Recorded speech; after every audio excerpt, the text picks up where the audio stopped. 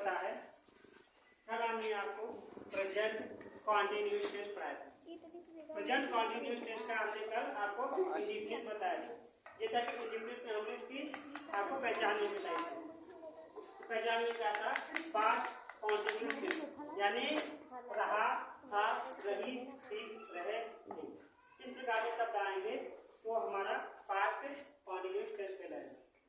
Interrogative में जो सकारात्मक होते हैं अर्थात वो वाक्य जिनसे किसी कार्य का करना या होना पाया जाता है वो हमारे क्या होते हैं? सकारात्मक होता है।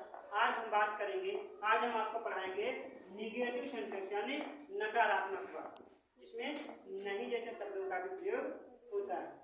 तो सबसे पहले इसकी पहचान तो आप लोग कल के वीडियो में आए या कल के चैप्टर में आपने पढ़ा होगा। तो आज निगेटिव नकारात्मक, नकारात्मक में हिंदी से अंग्रेजी के अनुवाद करने के नियम, हिंदी से अंग्रेजी में अनुवाद करने के नियम, दो ही नियम इसमें है। नियम नंबर 1 कि एक वचन कर्ता जितने भी होंगे, जो भी सिंगुलर नंबर आएगा आपका, ठीक है, चाहे ही हो या सी हो या इट हो या किसी का नेम हो या मदर, फादर, ब्रदर या इटीसी, मतलब इस प्रकार से ढेर सारे आपके सिंगल नंबर यानी एक वचन कर्ता आएंगे। एक वचन कर्ताओं के साथ में हम क्या लगाएंगे? वास नॉट का प्रयोग करते हैं, यानी क्या लगाएंगे? WAS यानी वास, उसके साथ में हम क्या करेंगे? नॉट का प्रयोग करेंगे। देन हमारा रोल नंबर जो सेकंड आएगा उसमें बहुवचन कर्ताओं के साथ में हम क्या करेंगे? वेयर नॉट का प्रयोग करेंगे। क्या प्रयोग करेंगे? वेयर नॉट का प्रयोग करेंगे। ठीक, वेयर में WER ठीक, WERE नॉट का प्रयोग करते हैं। ये हमारा क्या हो जाएगा? बहुवचन कर्ता हो जाएगा। ठीक है, उसके बाद में फार्मूला हमारा आएगा। सबसे पहले हम सब्जेक्ट यानी जो हमारा सेंटेंस होगा उसमें जो कार्य करने वाला होगा उसके बारे में लिखेंगे। तो ही शी इट हो सकता है या यू दे, इस प्रकार से कुछ भी हो सकता है। ठीक है, सब्जेक्ट उसके बाद में वाज या वेयर दोनों में से कोई एक लगाएंगे रिकॉर्डिंग द सब्जेक्ट। देन हम उसके बाद में निगेटिव है तो नॉट का भी प्रयोग करेंगे। उसके बाद में वर्ब की फर्स्ट फॉर्म लगाएंगे और वर्ब की फर्स्ट फॉर्म के साथ में आएंगे। जैसा कि हमने बताया था आपको कि ये जगह जो आपका करता आपका जो टेंस कॉन्टिन्यूअस है, चाहे प्रेजेंट का कॉन्टिन्यूअस हो या पास्ट का कॉन्टिन्यूअस हो या फ्यूचर का कॉन्टिन्यूअस हो। यदि कॉन्टिन्यूअस वर्ड लग रहा है तो इसका मतलब है उसके साथ ING का प्रयोग होना आवश्यक है।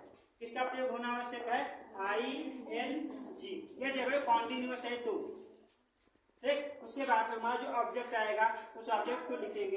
उसके बाद में हमारा कॉम्प्लीमेंट जो कुछ भी बच रहा है उस बचे हुए भाग को उठाकर रख देंगे। इस प्रकार से हमारा फार्मूला तैयार होगा।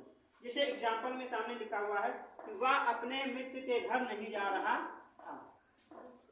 वह अपने मित्र के घर नहीं जा रहा था तो किसके बारे में बात की जा रही है? वह। किसके बारे में? वह। हम फार्मूला देखेंगे। फार्मूले में सबसे पहले सब्जेक्ट, यहाँ पे हमें सब्जेक्ट क्या मिल गया? वह। वह के लिए क्या हम इंग्लिश लगाएंगे? ही। ही के साथ में वाज या वेयर दोनों में से कोई एक लगाएंगे। हमारा यहाँ पे सुटेबल वाज, क्योंकि ही हमारा सिंगल नंबर होता है। ठीक है, तो सिंगल नंबर के साथ में हम क्या प्रयोग करेंगे? Was, he was. ठीक है, उसके बाद में नॉट यानी NOT, ही वाज नॉट। ठीक, उसके बाद में जाना, जाना का इंग्लिश क्या होता है? गो। गो में हम क्या जोड़ देंगे? ING। क्या हो गया हमारा? गोइंग। ठीक, कहाँ नहीं जा रहा है? मित्र के घर। Going to friend the friends comment लगाएंगे house. Okay, he was not going to the friends house या हाउस ऑफ फ्रेंड लिखेंगे। हाउस ऑफ फ्रेंड लिखना थोड़ा सुटेबल नहीं है, इसीलिए फ्रेंड लिखिए। कॉमर्स जब हम लगाते हैं मतलब यदि हम का या की या के तीनों में से कोई एक वर्ड आए तो उनके लिए हम केवल कॉमा लगा करके एस लगा देते हैं। ठीक है, इसको एपॉस्ट्रोफी एस भी बोला जाता है। तो इसका मतलब हो जाता है का या की या फिर के। ठीक है, यानी ये वहां पे प्रयोग किया जहाँ पे किसी के साथ कोई संबंध स्थापित होता है। ये संबंध नहीं है तो यहाँ पर इसका प्रयोग नहीं होगा, वहां पे ऑफ का प्रयोग होगा। एग्जाम्पल नंबर 2, तुम अपना पाठ याद नहीं कर रहे थे। तुम के लिए यू, उसके बाद में वाज या वेयर दोनों में से कोई एक, क्योंकि जो हमारा यू है ये प्लूरल होता है, यानी बहुवचन होता तो बहुवचन के साथ में हम क्या करेंगे, यू वेयर, यू के साथ में वेयर।